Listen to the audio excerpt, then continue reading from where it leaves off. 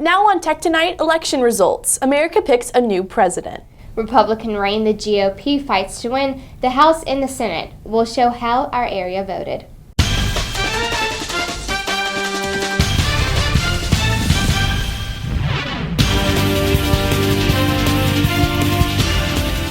After a hard-fought election season, America has a new president.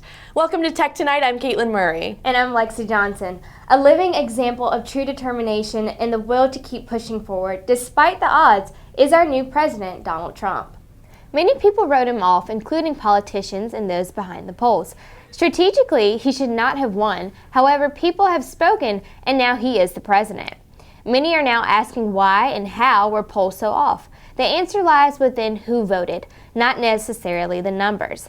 Polling officials relied on demographics and numbers from previous elections, primarily those from the Obama administration. Yet many failed to take a deeper look at those who were left out. It wasn't the African American community, Hispanics, women, or even Muslim voters that determined the outcome of this election. Instead, it was the population of rural, white, working class people that came to the polls in numbers and ultimately got Trump elected.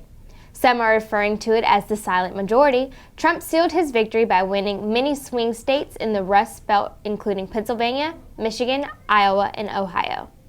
Now that the votes are in and all of the ballots have been counted, over 120 million Americans voted in the 2016 election. President-elect Donald Trump won the presidency on electoral votes, receiving 290 out of 270 needed to clinch the presidency. It was opponent Hillary Clinton, however, that won the popular vote from Americans, receiving 47.7% of votes. 52% of all voters were female, with 54% of women voting for Hillary. On the flip side, the remaining 48% of men leaned more toward Trump with 53%. 19% of voters were millennials ranging from 18 to 29 years old, with the majority of them voting for Clinton. The largest age range of voters was 45 to 64 years old, with 53% voting for Trump.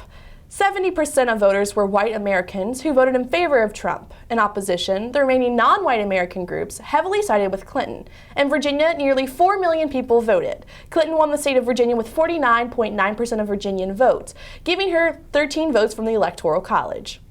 In Montgomery County specifically, over 40,000 residents voted. While the county was pretty evenly split between the candidates, it was Clinton who received 46.9% of local votes. We are seeing some chillier temperatures this week.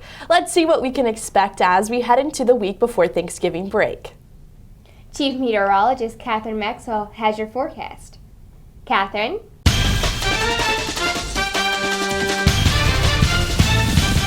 Yes, Lexi, it will be starting to cool off like it has been for this past week, but here are your weather headlines. We will be seeing sunny conditions for this coming up week, and the temperatures will be dropping, but on a positive note, the wind will be calmer than we have seen from this past week. So taking a look at our precipitation model for today in Blacksburg, as well as actually all of Virginia, we will be seeing really no rain or precipitation. It will be in the clear, so no precipitation should be interrupting our game day. To give more detail about what to expect for the game against Georgia Tech, at around 11 o'clock, tailgating will be chilly as temperatures will be around 45 degrees. Barely warming up at kickoff time to roughly 49 degrees and cooling back down to 40 degrees at 7 p.m. So for tonight, make sure you have some layers on as temperatures will be starting to actually feel more like fall, or you could say winter time. For tomorrow, I put in the notes that it would be a good day to go for a hike as tomorrow will be peaking into the low 60-degree range and the winds will be light. Taking a look at our 5-day forecast, we'll be seeing no precipitation likely except for on Wednesday with a 50% chance for rain showers, which will most likely occur in the afternoon and evening time frames. Other than that, temperatures will begin onto the cool side, dipping into the upper 20s and mid-30s. So make sure you have your sweaters and scarves out and ready because you will likely want to pull them out for this chilly coming up week. I'm VTTV Chief Meteorologist Catherine Maxwell. Thanks for tuning in. Even before the election, groups around the community encourage people to get involved. Reporter Callie Carson shows us how these groups raise their voice. The hard campaigning work put in by volunteers from both Democratic and Republican parties of Montgomery County came to an end as the election finished up on Tuesday. Before voters show up to polls for the presidential election, countless days, weeks, and even years are put into campaigning at a local and national level. Political groups in Blacksburg work hard to get their candidates elected every election season. Even though Hillary Clinton didn't come out on top, the Montgomery Democratic Party still made a difference in the Blacksburg community. You know, she lost last night, which is really sad, but I think we fought as hard as we could, and Montgomery County, which is the county in which Blacksburg is, went blue last night for the first time in like a really long time, which was a huge deal, and honestly is all due to organizing efforts in this area. These volunteers work diligently on promoting and campaigning for their specific party's candidate.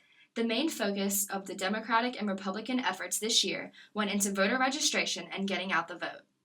The challenge is to ensure as many Republicans as we can get out and vote. It's difficult changing a person's, belief system in something that they've had all their lives, but, if we can get all the Republicans out, I think we can win elections. Some Virginia Tech students volunteered for their represented party by knocking on doors, phone banking, and organizing booths at different events. The two Montgomery County political headquarters have already mentioned starting to plan their next campaign as early as 3 days after the election. Reporting from downtown Blacksburg, Callie Carson, Tech Tonight. Donald Trump was not the only Republican to win on November 8th. In fact, both the Senate and the House of Representatives are now predominantly Republican.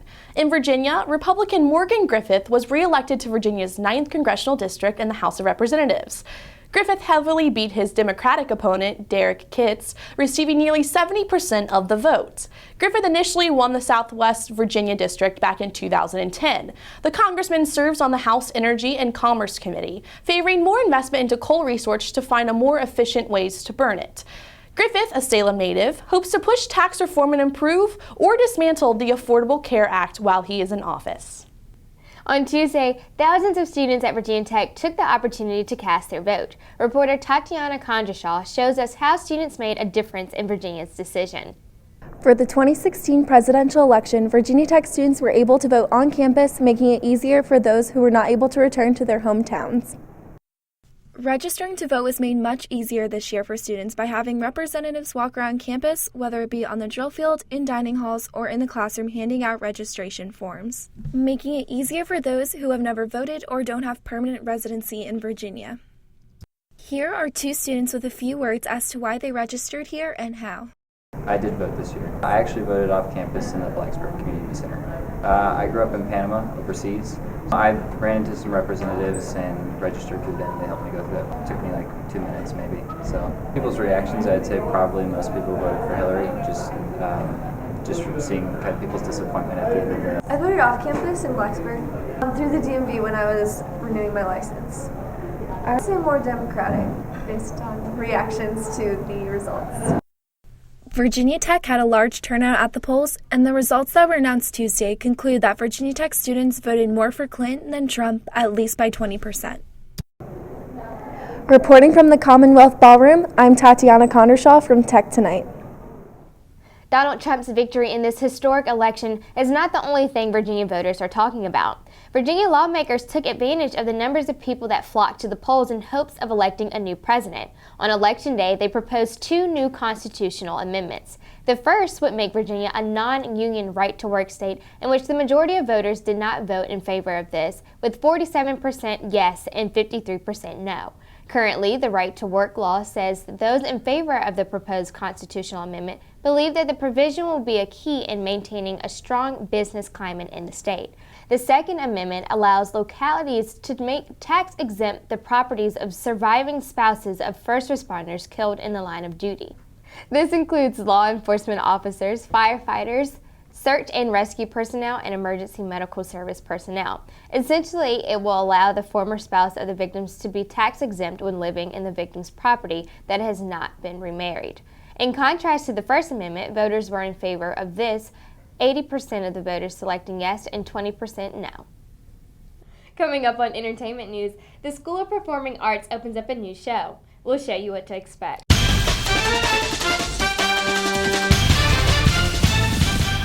Virginia Tech's Corps of Cadets were able to hear from an alumni whose words have inspired many. Welcome to your entertainment news. I'm Brianna McGowan. And I'm Christian Rice. Gary Williams, author of the book Seal of Honor, came to Virginia Tech to speak with the Corps of Cadets. The event was held last Thursday in Burris Hall. Williams' book is based on a true story about the military life of Lieutenant Michael Murphy. Murphy, a Navy SEAL, was given the Medal of Honor in 2005 for his service in Afghanistan. He was the leader of his squad and was killed during an operation against the Taliban. The full title of the book is Seal of Honor, Operation Red Wings, and the Life of Lieutenant Michael Murphy, U.S. Navy. A film based on the book, called Lone Survivor, came out in 2013. Williams spoke on the Medal of Honor recipients who attended Virginia Tech in the past and the similarities they all had, like bravery, sacrifice, and perseverance. Gary Williams gives several speeches around the country. To keep up to date with his appearance, you can visit his website on Facebook by looking up his book, Seal of Honor. Sustainable Blacksburg and the Office of Sustainability hosted a green open house Wednesday evening. Students gathered in a new classroom building to learn more about how they can help make the world greener and live sustainably. As new apartments and townhomes like the Edge and the Retreat continue to pop up over the years, many of their upgraded features use a lot of energy. While some students may not think twice about this, environmental enthusiasts question whether this extra energy is really worth it. The event provided students with information on green off-campus housing for those who may have been struggling with where to sign their lease. 4 expert speakers discussed the ins and outs of green living. After the event, students were able to ask questions and give opinions on the presented material. Guests also participated in an open discussion in an attempt to offer advice to fellow Hokies while learning more for themselves. The Office of Sustainability at Virginia Tech holds events several times a year in hopes of educating the Virginia Tech campus on why living a green life is so important. They are scheduled to hold a student sustainability forum next Tuesday evening at 6 in New Classroom Building. Last Saturday, the Moss Arts Center hosted the Kandinsky Trio concert. The trio consists of Elizabeth Bachelder on piano, Benedict Goodfriend on the violin, and Alan Weinstein on the cello.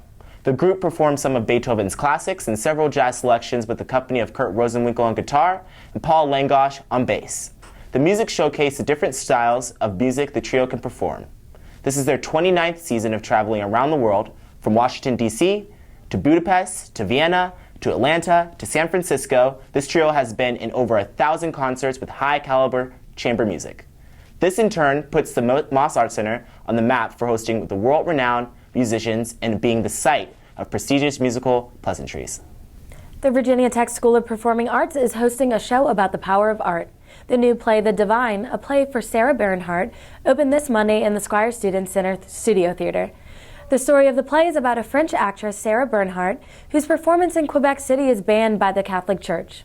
The Divine surrounds the issues of censorship, secrets, and church oppression in the early 20th century.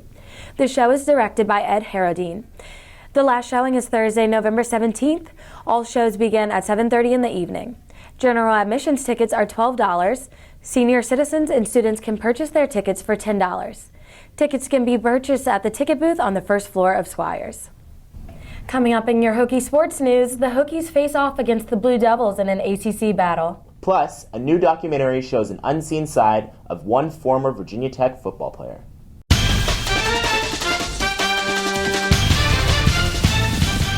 Trying to stay in contention for the ACC championships, Virginia Tech faced off against the Blue Devils. Welcome to your Hokie Sports News. I'm Michelle Polanco. And I'm Billy Parvitam. On Saturday afternoon, the Hokies traveled to Durham for a huge ACC matchup with Duke. Virginia Tech never trailed as they held on to beat the Blue Devils 24-21. Gerard Evans started off the scoring by running for a touchdown to give the Hokies the lead. VT then would go ahead to stay on perhaps the game's biggest play as Greg Stroman blocked a Duke field goal attempt and Adonis Alexander ran it back to give Tech a 14-7 lead in a tribute to Beamer Ball. Running back Trayvon McMillan would add a touchdown as the Hokies went into halftime leading 21-7. In the second half, Duke made a comeback with 2 touchdowns, but the Hokies were able to hang on for the win. VT's defense came through as they forced a punt from Duke, which enabled the offense to run the clock out, controlling the last 4 minutes. Gerard Evans leads the way for the Hokies as he passed for 192 yards and also rushed for 83 yards and a touchdown. Trayvon McMillan added 72 yards with a touchdown. Terrell Edmonds had a career-high 14 tackles, while Woody Barron had 3.5 tackles for a loss. With the win, the Hokies improved to 7-2 overall, including 5-1 in the ACC. They are still in control of their destiny to win the Coastal Division if they win their remaining games. Virginia Tech junior kicker Joey Sly was named one of 20 semifinalists for the 2016 Lou Groza Award, presented by the Orange Bowl. The Hokie is second in the ACC in scoring with 80 points. Sly was named for the ACC Specialist of the Week after Tech's 39-36 win at Pittsburgh on October 27th. Sly tied an ACC record with 6 made field goals in that contest. while his 21 points were the most ever by a Hokies kicker in a single game. The award is named after Pro Football Hall of Famer Lou Groza, who played 21 seasons with the Cleveland Browns. Groza won 4 NFL championships with Cleveland and was named NFL Player of the Year in 1954 and was inducted into the Pro Football Hall of Fame in 1974. Finalists of the Lou Groza Award will be announced on November 22nd and will be honored at the 25th Annual Lou Groza Awards Banquet on December 5th. The winner will be announced live on ESPN at the Home Depot College Football Awards Show on December 8th. VT men's basketball opened up the season yesterday at Castle Coliseum. The Hokies under Buzz Williams are coming off an impressive season last season, which saw them go 10-8 in ACC play and make an appearance in the second rounds of the ACC tournament and the NIT tournament. Williams returns for his third season as head coach of the Hokies. He'll be in Blacksburg for a while, as he signed a contract extension back in July, which will keep him at Virginia Tech until the 2022 to 2023 season. Virginia Tech was also ranked number 10 in the ACC preseason poll, earning 645 first-place votes. Most of last year's impressive team returns, as the Hokies only graduated one senior. The Hokies will be playing several high-profile games at home, as Virginia Tech will take on Duke on New Year's Eve, and they also face several teams that went far in the NCAA tournament last year, including Virginia, Syracuse, and Notre Dame. The game versus Maine was the final of several sporting events at Castle yesterday, as women's basketball and volleyball also played home games. This was the start of a 3-game season opening homestand for Tech, as they will face High Point on Tuesday and VMI next Sunday. A documentary of former Hokie star quarterback Michael Vick aired on November 4th. Michael Vick, A Football Life, is an inside look at Vick's decision to come to Tech and what he has accomplished as a Hokie. NFL Films captures moments from Vick's first game to the national championship in the 2001 NFL Draft. The documentary also focused on his arrest and incorporated how the arrest shocked teammates and his family. Vick's downfall in 2007 took away eventual championship hopes from the Atlanta Falcons, as the team had to replace Vick with rookie quarterback Matt Ryan. Once Vick's redemption as a player is complete, the documentary shows his entire transformation as a person after he was released from prison. If you didn't get a chance to watch, the full documentary is available on YouTube. Coming up, we'll have a final look at your forecast. Stay tuned.